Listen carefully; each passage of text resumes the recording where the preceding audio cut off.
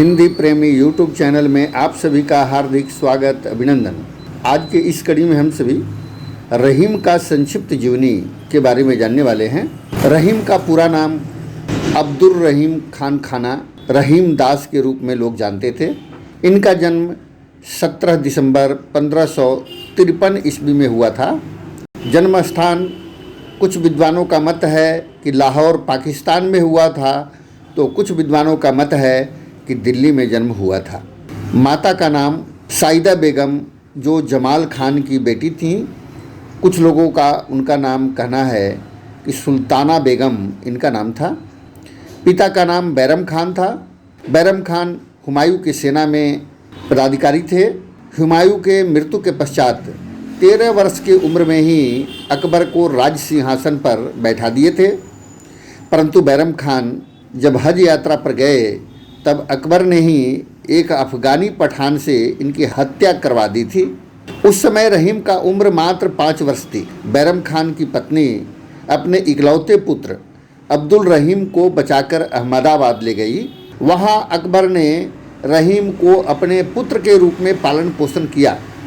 रहीम को अकबर का सौतेला बेटा भी कहा जाता है। कुछ लोग उन्हें मौसेरा भाई भी कहते थे, क्योंकि अकबर ने बैरम खान की दूसरी पत्नी साइदा बेगम से विवाह कर लिया था।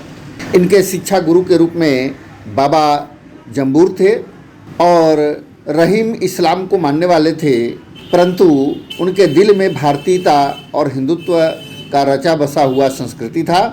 और रहीम के गुरु के रूप में मुल्ला मोहम्मद अमीन थे। इनकी पत्नी का नाम माह बानो था, जिससे 16 वर्ष की उम्र में ही विवाह हुआ था। रहीम का विवाह उनके जीजा कोका की बहन माह बानो से हुआ था, जिससे 2 बेटी और 3 बेटे हुए। बेटों के नाम थे इरीज, दराब और फरन। इन सभी का नामकरण भी अकबर ने ही किया था। बड़ी बेटी का नाम जाना बेगम था। रहीम ने 2 और विवाह किए थे। दूसरा विवाह एक सौदा जाति के लड़की से हुआ था, जिससे एक पुत्र रहमान दाद, और तीसरा विवाह एक दासी से हुआ था जिसने मिर्जा अमरुल्ला को जन्म दिया था। 1573 में अकबर ने गुजरात में हुए विद्रोह को शांत करने के लिए कुछ प्रमुख विश्वसनीय लोगों को लेकर के गए थे। उन विश्वस्तों में अब्दुल रहीम भी गए थे। 1576 में वहाँ के सूबेदार अब्दुल रहीम को नियुक्त किया गया। इसके बाद राजा भगवान दास और कुंवर मान सिंह जैसे योग्य सेनापतियों के संगति में अच्छे सेनापति के सारे गुण विकसित कर लिए थे, जिससे 28 वर्ष की उम्र में ही अकबर ने खान खाना उपाधि से नवाजा था इन्हें, जो इससे पूर्व इनके पिता बैरम खान को प्राप्त था। रहीम ने बाबर की आत्मकथा का तुर्की से फारसी में अनुवाद किया था। इससे रहीम के साहित्य ज्ञान और बढ़ती गई और लोकप्रियता के कारण अकबर ने नवरत्नों में इनको स्थान दिया था।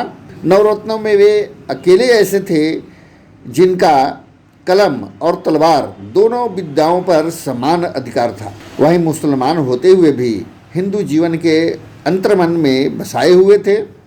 रहीम की जो प्रमुख रचनाएं हैं उनमें रहीम दोहावली, सतसई, बरवे नायिका भेद आदि प्रमुख है। अकबर के मौत के बाद अकबर के पुत्र जहांगीर वहाँ के राजा बने, परंतु अबुल फजल और मान सिंह की तरह रहीम भी जहांगीर को बादशाह बनाने के पक्ष में नहीं थे। इसलिए जहांगीर ने रहीम के दोनों बेटों को मरवा दिया। इसके बाद रहीम चित्रकूट चले गए। वहाँ इनकी तबीयत खराब होते गई और वहीं पर इनकी मृत्यु 1 अक्टूबर 1927 को हो गई। शव को दिल्ली लाया गया और दिल्ली में ही आज उनकी मकबरा भी है। कुछ लोगों का मानना है कि रहीम की मृत्यु आगरा में हुआ था, तो कुछ लोगों का मानना है कि रहीम का मृत्यु दिल्ली में हुआ था, लेकिन इनकी मृत्यु चित्रकूट में हुआ था। वहाँ से इनके पार्थिव शरीर को दिल्ली लाया गया था, जहाँ आज मकबरा है। इनके जो प्रसिद्ध दोहे हैं, रहीमन धागा प्रेम का मत तोड़ो चटकाए, टूटे पे फी ना जुटे, जुड़े गांठ परी जाए। आगे की कड़ी में और विस्तार पूर्वक हम सभी जानेंगे। आज के लिए इतना ही। हिंदी प्रेमी यूट्यूब चैनल की तरफ से आप सभी को बहुत बहुत धन्यवाद, आभार।